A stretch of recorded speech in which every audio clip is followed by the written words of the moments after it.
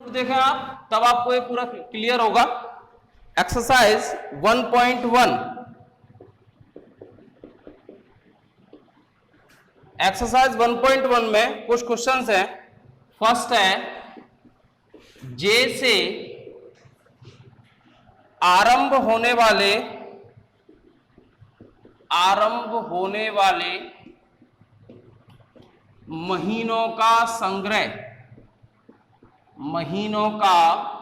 संग्रह। क्या यह संग्रह एक समुच्चय होगा? बताओ आप लोग। बिल्कुल होगा, क्योंकि जे से प्रारंभ होने वाले फिक्स तो हैं। जनवरी है, जून है, जुलाई है, और कोई है? इन तीन आपको इन तीनों के अलावा कोई और नहीं मिलेगा। जनवरी, जून, जुलाई, इन तीन के अलावा कोई सा वर्ष का ऐसा महीना नहीं है जो जे से प्रारंभ होता हो। यानी इनके लिए क्या होगी? एक विशिष्ट परिभाषा हो गई। विशिष्ट परिभाषा हो गई तो इसका मतलब जब भी हम किसी भी संग्रह को एक विशिष्ट परिभाषा दे पाए तो वो संग्रह क्या हो जाएगा? समुच्चय हो जाएगा। दूसरा क्वेश्चन है इसका, भारत के 10 सबसे अधिक प्रतिभाशाली लेखकों का संग्रह। भारत के 10 सबसे अधिक प्रतिभाशाली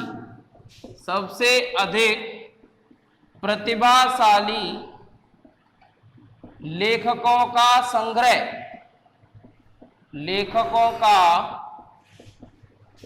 संग्रह क्या होगा? बताओ, समुच्चय होगा या नहीं होगा?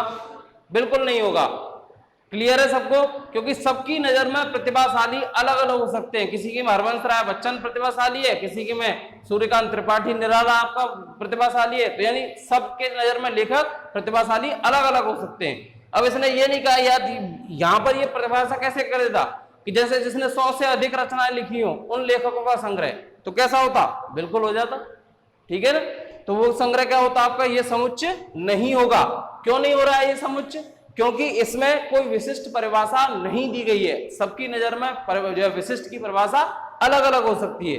ठीक है। तीसरा क्वेश्चन है, विश्व के सर्वश्रेष्ठ 11 बल्लेबाजों का संग्रह। विश्व के सर्वश्रेष्ठ 11 बल्लेबाजों का संग्रह। विश्व के सबसे अधिक सर्वश्रेष्ठ 11 बल्लेबाजों का संग्रह क्या होगा? समुच्चय होगा या नहीं होगा? नहीं होगा, क्योंकि सबकी नजर में सर्वश्रेष्ठ बल्लेबाज अलग अलग है। क्योंकि उसने कोई सर्वश्रेष्ठ की डेफिनेशन नहीं दी है कि सर्वश्रेष्ठ वो किस चीज में। उसने सबसे ज्यादा सेंचुरी लगाई है, या उसने सबसे ज्यादा टेस्ट मैच खेले, सबसे ज्यादा वनडे खेले, 2020 में उसके अच्छे रिकॉर्ड है। ऐसी उसने कोई कंडीशन नहीं दी है। उसने केवल क्या कहा है? केवल विश्व के सर्वश्रेष्ठ 11 बल्लेबाजों का संग्रह। बेटा नोट करने पे ध्यान दे रहे हो? नोट करने की आवश्यकता नहीं है, वीडियो में सब कुछ है। ये वीडियो आपके पास घर पर पहुंच रही है ना सारी? ठीक है ना? तो ये वीडियो में से आप नोट्स बना सकते हो सभी लोग। अब नेक्स्ट क्वेश्चन आता है, ये आपका संग्रह समुच्चय नहीं होगा। क्योंकि क्लियर है सबको कि एक समुच्चय क्यों नहीं है? ठीक है। अब नेक्स्ट आता है अपना,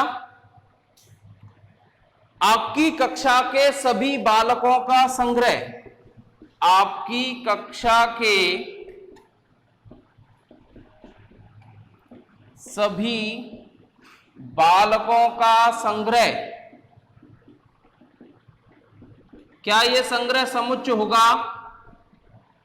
बिल्कुल होगा। आपकी क्लास के बच्चे तो फिक्स है ना भाई? आपकी क्लास के बच्चे में कोई और स्कूल का या कोई और क्लास का बच्चा लिया ही नहीं जाएगा, तो ये फिक्स है। विशिष्ट परिभाषा हो गई, तो ये संग्रह कैसा होगा? एक समुच्चय होगा। फिर है आपका 100 से कम सभी प्राकृत संख्याओं का संग्रह। प्राकृत संख्याओं का संग्रह, यह संग्रह समुच्चय होगा? बिल्कुल होगा। 100 से कम फिक्स है। प्राकृत संख्या कितनी है? 1 से 99 तक। बस। नेक्स्ट क्वेश्चन पूछा है इसमें, लेखक प्रेमचंद द्वारा लिखित उपन्यासों का संग्रह। समुच्चय होगा भाई, ऐसा तो है नहीं कि प्रेमचंद जी अभी भी लिख रहे हो, पहुंच गए वो तो ऊपर, वो जो लिखने थे वो लिख गए ना, आप तो नहीं लिख रहे ना कि बढ़ जाएगा कि भाई विशिष्ट परिभाषा नहीं है अभी एक आध नया लिख दिया हो। तो अब तक जितने थे प्रेमचंद ने जितने लिखे थे उपन्यास वो फिक्स है, ठीक है, और उन पर उनका नाम भी लिखा हुआ है कि प्रेमचंद जी ने लिखा है, तो इसलिए ये संग्रह भी क्या होगा, एक समुच्चय होगा।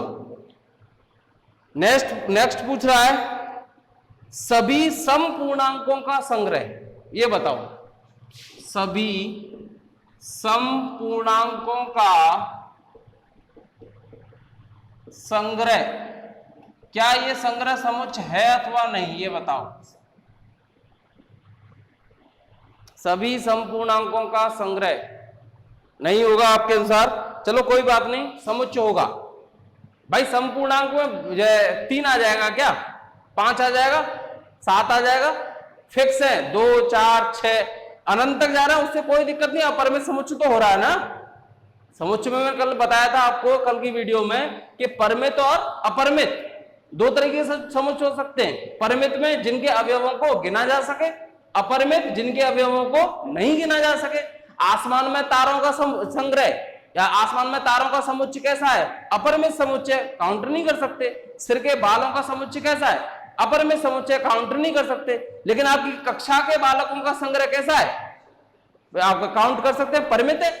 1 से 100 तक प्राकृत संख्याओं का संग्रह कैसा है, परिमित है, काउंट कर सकते हैं। अब जैसे केवलियों का प्राकृत संख्याओं का समुच्चय कैसा है, अपरिमित है, क्योंकि सारे जितने भी समुच्चय लिखे थे, एन आपका W हो, I हो, Q हो, आपका Q0 हो, R हो, ये सब कैसे है, अपरिमित, क्योंकि संख्या तो अनंत तक जाती है, काउंटिंग हो ही नहीं सकती।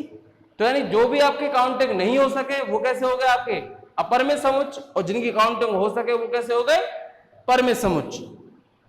ये हो गए। अब नेक्स्ट क्वेश्चन कह रहा है इस अध्याय में आने वाले प्रश्नों का संग्रह। इस अध्याय में आने वाले यानी जो हम चैप्टर पढ़ रहे हैं समुच्चय, इस चैप्टर में जितने प्रश्न आएंगे उनका संग्रह क्या समुच्चय होगा, बिल्कुल होगा, फिक्स है। अभी कोई बढ़ तो नहीं जाएंगे चैप्टर में, जो छप गए हैं राजस्थान बोर्ड ने छाप दिए उतने ही तो रहेंगे कंप्लीट, उससे आगे तो बढ़ने वाले हैं नहीं। अब नेक्स्ट क्वेश्चन आता है विश्व के सबसे अधिक खतरनाक जानवरों का संग्रह। क्लियर हो, नहीं होगा। कोई कॉकरोच से डर गया तो उसके लिए कॉकरोच खतरनाक हो गया, कोई सांप से भी नहीं डर रहा तो उसके लिए सांप खतरनाक नहीं है। भाई सबके लिए खतरनाक की परिभाषा अलग अलग है कि आप डरते किस चीज से, आपके लिए वही जिस चीज से डरते हो वही खतरनाक है, और जिस चीज से नहीं डरते वो खतरनाक नहीं है। भैया आपने देखा हो अपने आप वो डोलते के क्या बोलते हैं उनको, घोर्रा, बहुत से ऐसे भी देखे होंगे आपने पकड़ के घूमते घोर्रा को, और अब हम लोगों को डर लगता है, ठीक है। तो उसके लिए वो खतरनाक नहीं है, तो उसके लिए तो नॉर्मल हो गया ना, छिपकली की तरह। हमारे लिए खतरनाक हो गया क्योंकि हमें डर लगता है। तो जिससे डर लगता है यानी खतरनाक की डेफिनेशन अलग अलग हो सकती है। वो ये बोलता है कि विश्व के जहरीले 10% से या 20% से, जिनमें 10% जहर हो या 20% जहर हो, इस प्रकार वो कोई काउंटिंग देता तो हम उसमें सांप भी आ जाते, जो जहरीले थे वो सब आ जाते, जो उस परसेंटेज से जो ऊपर होते, तो वो एक क्या होती, फिक्स बाउंड्री हो जाती, यानी एक सीमित दायरा हो जाता। यानी जब तक आपको समुच्चय में सीमित दायरा नहीं दिख रहा, ठीक है, दायरा आपको असीमित भी दिख सकता है, लेकिन कैसा होना चाहिए, दायरा विशिष्ट होना चाहिए। जैसे एक नदी है ना, एक फ्लो में बहती है तो उसका दायरा फिक्स है, वो उसी फ्लो में उसी बहेगी, हालांकि वो बहुत दूरी तक जा रही है लेकिन उसका दायरा तो फिक्स है। ये थोड़ी कि नदी वहां से कूद के और यहाँ बयाना हो गया आगे बहने लग गई, ऐसा तो नहीं है।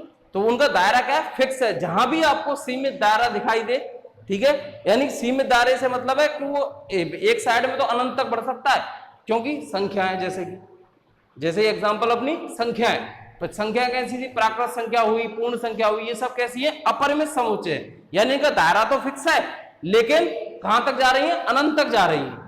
कहां तक जा रही है, अनंत तक। अब कल मैंने आपको 2 चिन्ह बताए थे, एक तो ये वाला, अब इस चिन्ह पर है नेक्स्ट क्वेश्चन, और ये वाला मैं आपके सामने एक समुच्चय लिख रहा हूं, a = 1 2 3 4 5 6। अब वो कह रहा है कि रिक्त स्थानों में इन दोनों चिन्हों में से भरना है। क्या दिया हुआ है? 5 रिक्त स्थान ए। क्या 5A में विद्यमान है? दिख रहा है सबको? बिल्कुल है विद्यमान। फिर 8, क्या 8 विद्यमान है?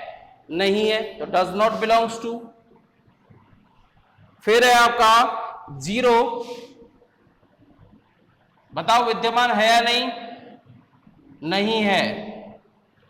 फिर है आपका 4, विद्यमान है कि नहीं? बिल्कुल है, 4 दिखाई दे रहा है आपको, तो विद्यमान है। फिर आपका 2 विद्यमान है। फिर लास्ट आपका 10, ये विद्यमान नहीं है। क्लियर? समझ में आ गया ये वाला चिन्ह आपको सबको? क्योंकि इस चिन्ह का मतलब तो होता है विद्यमान है, इसका मतलब विद्यमान नहीं है। यदि आपको समुच्चय में दिखाई दे रहा है वो अवयव तो विद्यमान है, और नहीं दिखाई दे रहा है तो विद्यमान नहीं है। अब थोड़ा सा थ्योरी का पार्ट पढ़ लेते हैं। समुच्चय को प्रदर्शित करने की विधियां। अभी इसके 1.1 के केवल 2 ही क्वेश्चन कराएं।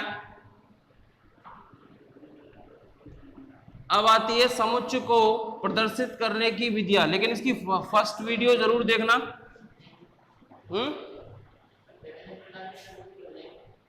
विभिन्न प्रकार, एक सेकेंड पॉज करना।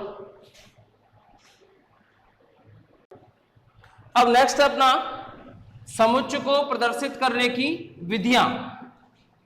समुच्चय को प्रदर्शित करने की विधियां।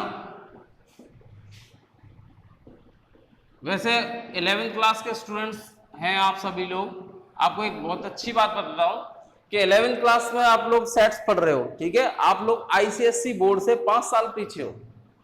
आईसीएसई बोर्ड में बच्चा 6 क्लास में पढ़ रहा है सेट्स, आप लोग 11th क्लास में पढ़ते हो, आप उनसे 5 साल पीछे हो। आईसीएसई बोर्ड सबसे बेस्ट बोर्ड है ऑल ओवर इंडिया, और आईसीएसई बोर्ड से अगर कोई भी तैयारी करता है तो उसे किसी एक्स्ट्रा कोचिंग की आवश्यकता नहीं है, क्योंकि उसका सिलेबस ही इतना है। 6 क्लास से उनको फिजिक्स, केमिस्ट्री और बायोलॉजी अलग अलग बुक होती हैं। आप 10th तक साइंस पढ़ के आते हो सब लोग, ठीक है ना? तो ये क्योंकि मेरी जो है भांजी है, उसने मुझसे पूछा एक दिन, वो 6 क्लास में थी जब, आज से 5-6 साल पहले, तो बोला कि मामा ये रोस्टर रूप और ये सेट बिल्डर फॉर्म्स जो है, मैं कि तुझे क्या जरूरत पड़ गई सेट बिल्डर फॉर्म्स और रोस्टर रूप की, हमारी बुक में है। मैं 6 क्लास में, मैं कि हम तो 11th तो पढ़ा रहे हैं इसको, तो वहां पर 6 क्लास में ये। अब देखो इसकी 2 विधियां आती हैं। एक तो आती है रोस्टर विधि, और दूसरी है समुच्चय निर्माण विधि। समुच्चय निर्माण विधि, ये दोनों विधियां कैसी हैं? समुच्चय रोस्टर विधि और समुच्चय निर्माण विधि। तो रोस्टर विधि में क्या है? अभी जो आपने देखा ना, ये मैंने लिखा हुआ है, ये सब रोस्टर विधि है, ABC, यानी इस विधि के समुच्चय की इस विधि के अंतर्गत अवयवों को जो है समुच्चय को अवयवों के रूप में प्रदर्शित किया जाता है। इस विधि के अंतर रोस्टर, ये वाला कौन सा रूप है? रोस्टर रूप है, यानी इसमें समुच्चय को कैसे प्रदर्शित किया जाएगा? अवयवों के रूप में। और समुच्चय निर्माण विधि में क्या होगा? समुच्चय निर्माण विधि में थोड़ा सा अंतर आ जाएगा, यानी इसमें समुच्चय के अवयवों को एक भाषात्मक रूप में प्रदर्शित किया जाएगा, लेकिन भाषा वही होगी विशिष्ट। वो उस भाषा से केवल वही जो अक्षर संबोधित हो रहे होंगे जो उसमें दिए गए। जैसे मैं यदि इसका समुच्चय निर्माण रूप लिखना चाहूं तो A = X, ये चिन्ह लगाऊंगा मैं। ये चिन्ह क्या होता है? Such that. इसको हिंदी में क्या बोलेंगे? इस प्रकार है, यानी X such that X, x इस प्रकार है कि x इस प्रकार है कि x अंग्रेजी वर्णमाला के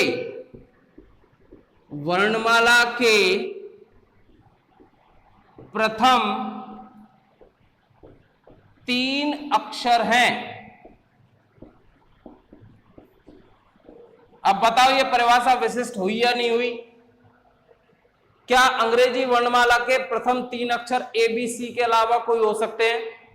संभव ही नहीं है। तो ये क्या हो गई? इसका रोस्ट, ये आपका कौन सा हो गया? सेट बिल्डअप हो, यानी ये रोस्टर रूप है। इसे हम हिंदी में रोस्टर विधि या इसे एक और विधि बोलते हैं सारणी विधि। सारणी विधि भी बोलते हैं इसे, यानी आपको एक सारणी सी दिखाई देती है, ठीक है, यानी अवयवों के रूप में, तो रोस्टर रूप या सारणी विधि। और ये क्या हो गई? इसकी समुच्चय निर्माण विधि।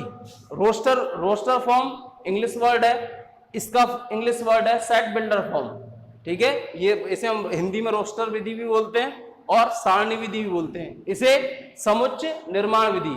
समुच्चय निर्माण विधि के अंतर्गत जो समुच्चय होगा उसको एक विशिष्ट भाषा के रूप में संबोधित किया जाएगा, और रोस्टर विधि के अंतर्गत समुच्चय को अवयवों के रूप में लिखा जाएगा, जैसे कि आपके सामने लिखे हुए, ठीक है। अब जैसे कि दोनों विधियां क्लियर है सबको, अब क्वेश्चंस करते हैं इस पे। क्वेश्चंस है निम्नलिखित समुच्चयों को रोस्टर रूप में लिखिए। Question number 3। क्वेश्चन नंबर 3 क्या है? निम्नलिखित समुच्चयों को रोस्टर रूप में लिखिए, यानी हमें समुच्चय निर्माण विधि दे रखी है, हमें उसे इस अवयवों के रूप में लिखना है। देखना जरा, a is equal to x such that x एक पूर्णांक है,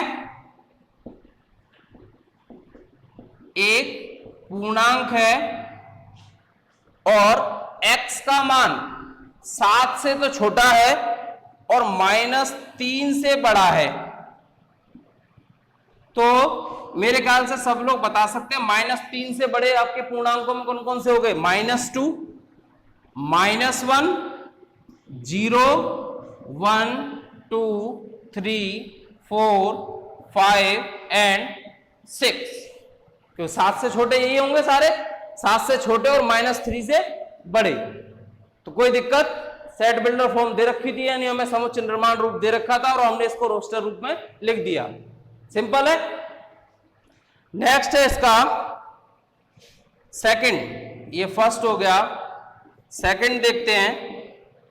सेकंड है b is equal to x such that x संख्या 6 से कम, संख्या 6 से कम एक प्राकृत संख्या है। संख्या 6 से कम एक प्राकृत संख्या है। तो 6 से कम जानते हैं सारी प्राकृत संख्या कौन कौन सी होती हैं? 1, 2, 3, 4 एंड 5। क्लियर है सबको? ये क्या हो गया? 1, 2, 3, 4, 5। ये क्या हो गई आपकी 6 से कम प्राकृत संख्या हो गई। नेक्स्ट क्वेश्चन है, इनके हैंड रिटन नोट्स मैं आपको भेज दूंगा, क्योंकि पहले नोट्स बनाना उसके बाद ये आप क्वेश्चन सॉल्व करना है। इसके वीडियो में है सारे क्वेश्चंस। थर्ड है इसका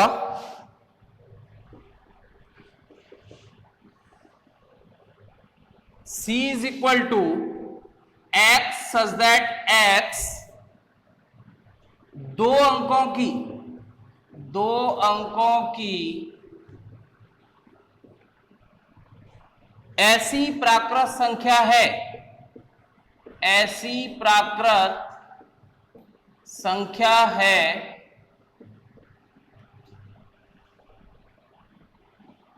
जो संख्या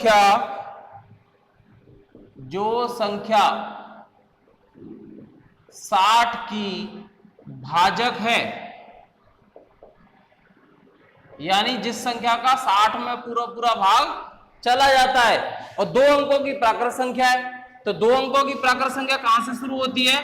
10 से शुरू होती है। 10 का पूरा भाग चला जाएगा 60 में, उसके बाद 12 का चला जाएगा, उसके बाद 15 का चला जाएगा, उसके बाद 20 का चला जाएगा, फिर 25 का नहीं जाएगा, 30 का चला जाएगा, 40, 45, 50, फिर 60 लास्ट। कोई दिक्कत? देखो, दो अंकों की ऐसी प्राकृत संख्या है जो 60 की भाजक है, यानी 60 में जिसका पूरा पूरा भाग चला जाता है। हमने दो अंकों की प्राकृत संख्या देखी, कहां से प्रारंभ होती है? 10 से प्रारंभ होती है। 10 से हम बढ़ते गए आगे तक।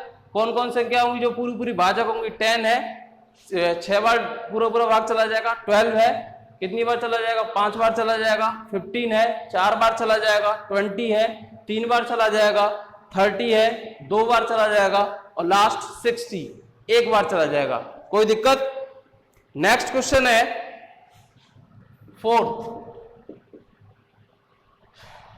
D is equal to x such that x एक अभाज्य संख्या है, एक अभाज्य संख्या है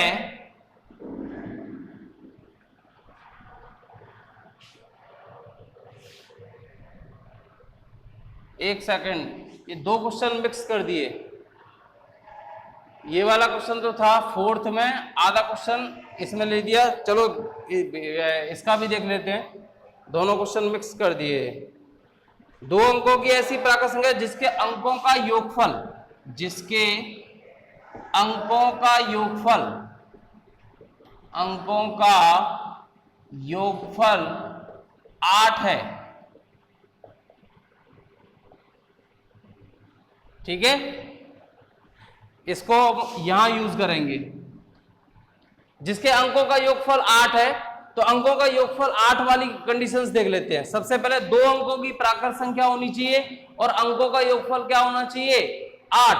सबसे पहले आपकी 17 से स्टार्ट होगी, यहीं पे कर देता हूं C। 17 से स्टार्ट होगी, सबसे पहले इसी का योगफल 8 होगा। उसके बाद 26, फिर उसके बाद 35। दो अंकों की प्राकृत संख्या है जिनके अंकों का योगफल कितना हो रहा है? 8 हो रहा है। फिर 35 के बाद 44, उसके बाद 53, इसके बाद 62, इसके बाद 71 और 80। ये सभी दो अंकों की प्राकृत संख्या होगी और प्रत्येक में अंकों का योगफल देख लो 8 ही आ रहा है। सब में योगफल क्या आना चाहिए? 8। ठीक है, अगर ऐसा होता जो संख्या 60 की भाजक है तो आंसर क्या हो जाता? 10, 12, 15, 20, 36, 60। अब इसे सर ले लेते हैं। x such that x एक अभाज्य संख्या है जो संख्या 60 की भाजक है, यानी अभाज्य भी होनी चाहिए और 60 की भाजक भी होनी चाहिए। तो सबसे पहले तो आ गई 2, अभाज्य संख्या है 60 की भाजक है। फिर आ गई 3, अभाज्य संख्या है 60 की भाजक है। फिर आ गई आपकी 5, अभाज्य संख्या है और 60 की भाजक है। उसके बाद 7 नहीं है, 9 नहीं है, 10 नहीं है, 13 नहीं है। फिर आपके आ गई 15, 15 लेकिन भाज्य है, 15 नहीं है, 17 नहीं है। फिर 2, 3, 5 और 60 की भाजक कौन कौन सी हो गई? 2, 3, 5 और तो मेरे ख्याल से कोई सी अभाज्य संख्या हो नहीं रही, बाकी सारी भाज्य हो रही। आपके आगे देख लो, जो आपके 60 तक पहुंच जाओ। अपना सबसे पहले 2, 3, 5, उसके बाद 5 से 10 तक। 5 से 10 तक में केवल कौन सी भाज्य संख्या है? 10 भाज्य संख्या है, 10 है। 10 का पूरा 60 में भाग तो जा रहा है लेकिन अभाज्य नहीं है। ठीक है, तो 10 गलत हो गई। फिर 10 से 15 के बीच में आ जाओ। 10 से 15 के बीच में 12 और 15 मिल तो रही है भाजक, लेकिन 12 और 15 अभाज्य नहीं। 11, 13 अभाज्य है, 11, 13 अभाज्य है लेकिन 60 की भाजक नहीं। ठीक है, 15 से 20 में आ जाओ। 15 से 20 में आपको 15 अभाज्य नहीं है, 20 भी अभाज्य नहीं है और बाकी किसी का पूरा भाग 60 में नहीं जाएगा। फिर आपका 25 तक आ जाओ। 25 तक में कोई भाग नहीं जा रहा। किसी का भी। अभाज्य संख्याएं तो हैं लेकिन आपका भाग नहीं जा रहा उनका 60 में पूरा पूरा। फिर 70 पे आ जाओ, ये आपका 30 पे आ जाओ, 25 से 30, 25 से 30 के बीच में भी सेम कंडीशन है। आपका अभाज्य संख्या तो है 29 है, 29 कैसी है आपकी अभाज्य है, लेकिन इसका पूरा पूरा भाग नहीं जाता। 30 है, भाग तो जाता है लेकिन अभाज्य नहीं। फिर 30 के बाद तो अपन आगे जो है 60 है, 60 आपका नहीं होगा। तो केवल कितनी संख्या आ गई? 3, 2, 3 और 5। ये कैसी हैं? तीनों अभाज्य संख्या हैं और 60 की भाजक भी हैं। ये हो गया इसका रोस्टर रूप। नेक्स्ट आगे बढ़ते हैं।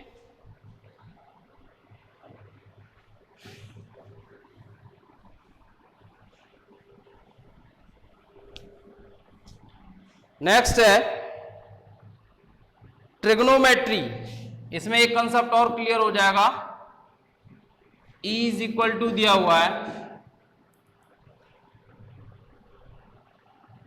TRIGONOMETRY।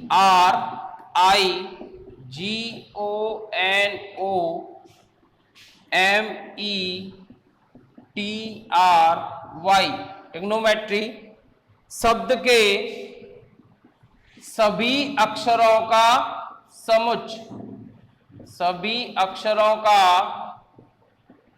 समुच्चय। तो ट्रिग्नोमेट्री शब्द के सभी अक्षरों का समुच्चय लिखें जरा। सबसे पहले T, फिर R। अब देखो मैंने तुमसे कहा था कि समुच्चय के जो अवयव होते हैं उनको सामान्यतः स्मॉल लेटर से, लेकिन यहां पर जो प्रश्न दिया गया वो कैपिटल लेटर्स में दिया गया है, तो हम प्रश्न आंसर में भी कैपिटल लेटर्स ही यूज करेंगे। अगर नहीं दिए गए तो आप स्मॉल लेटर्स यूज करो। TRIGON।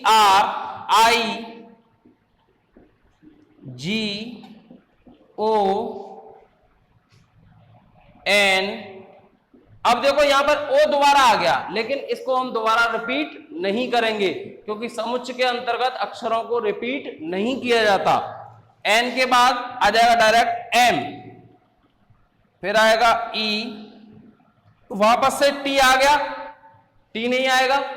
R आ चुका है पहले, R भी नहीं आएगा, बचा कौन सा? Y। तो ट्रिग्नोमेट्री शब्द के अक्षरों का समुच्चय कैसा हो गया? TRIGONMEY। यानी जो अक्षर हमारे पास दोबारा आ गए तो उनको रिपीट नहीं किया जाएगा। ये होता है आपका क्वेश्चन नंबर 5 सॉल्व। अब है इसका 6 है F, बेटर, BETTER। बेटर शब्द के सभी अक्षरों का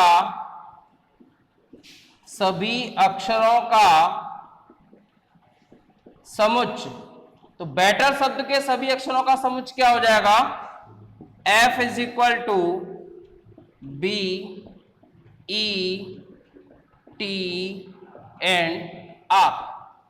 क्लियर है सबको? क्योंकि BETR यानी B लिया हमने, E लिया, फिर T 2 बार आ रहे थे, एक बार ले लिया, फिर E वापस से आ गया, नहीं लिया, फिर R जो आपका नया अक्षर है। तो यानी हम केवल उन्हीं अक्षरों का प्रयोग करेंगे जिसमें जो आपके एक बार ही प्रयोग में लाए गए हों। यानी अगर दूसरी बार प्रयोग में आ रहा है तो उस अक्षर का प्रयोग नहीं करेंगे।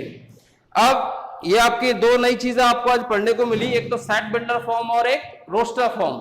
ठीक है, समुच्चय निर्माण विधि और सारणी विधि या रोस्टर विधि। ठीक है, इन दोनों विधियों के ऊपर ने क्वेश्चंस करके देखे, आसान लगे, कोई दिक्कत नहीं है किसी को। इससे आगे हम कल नेक्स्ट वीडियो में देखते हैं।